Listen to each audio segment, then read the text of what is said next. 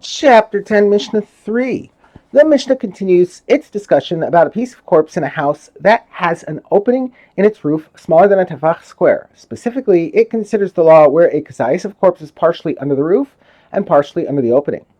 If part of the kazayis of tuma is in the house, i.e. under the roof, and part of it is opposite, i.e. directly under the opening, utensils under the roof of the house become tameh, and utensils that are opposite, i.e. above the part of the tuma that is under the opening, also become tameh.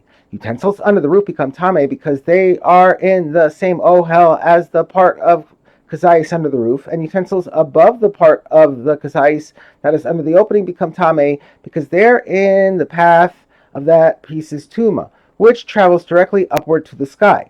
Although there is less than a kazayis in either place, under the roof or under the opening, it can transmit tuma because it is part of a complete kazayis. These are the words of Rabbi Meir. According to the previous Tana, Rabbi Meir, the piece under the opening transmits tuma through the opening, though it is smaller than a tefach square, to contaminate utensils directly above it. Rabbi Yehuda disagrees. Rabbi Yehuda says utensils under the roof of the house do indeed become tameh, as Rabbi Meir ruled.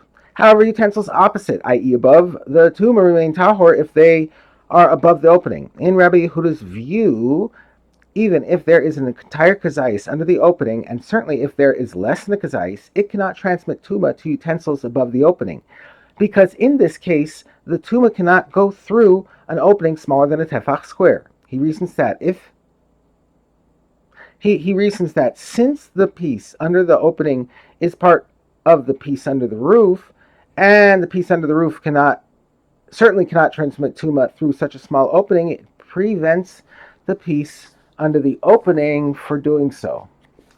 A third opinion, Rabbi Yossi says, if the tuma, i.e. the entire piece of corpse, is large enough that even when divided it can contaminate both the utensils in the house and the utensils opposite the tuma, that is, the entire piece of corpse measures 2 kazayim or more, so that when divided there is at least 1 kazayis under the roof, with at least 1 kazayis under the opening, then every utensil, whether it is under the roof or above the opening, becomes tameh. The kazayis under the roof contaminates utensils under the roof, and the kazayis under the opening contaminates utensils above it, even those above the opening. However, if the entire piece of corpse is not as large as 2 kazayisim, although utensils in the house certainly become tameh, even if there is less than a kazayis under the roof, as Rabbi Meir and Rabbi Yehuda ruled above, utensils opposite, i.e. in the sky directly above the piece of tuma that is beneath the opening, remain tahor, even if there is more than a kazayis under the opening.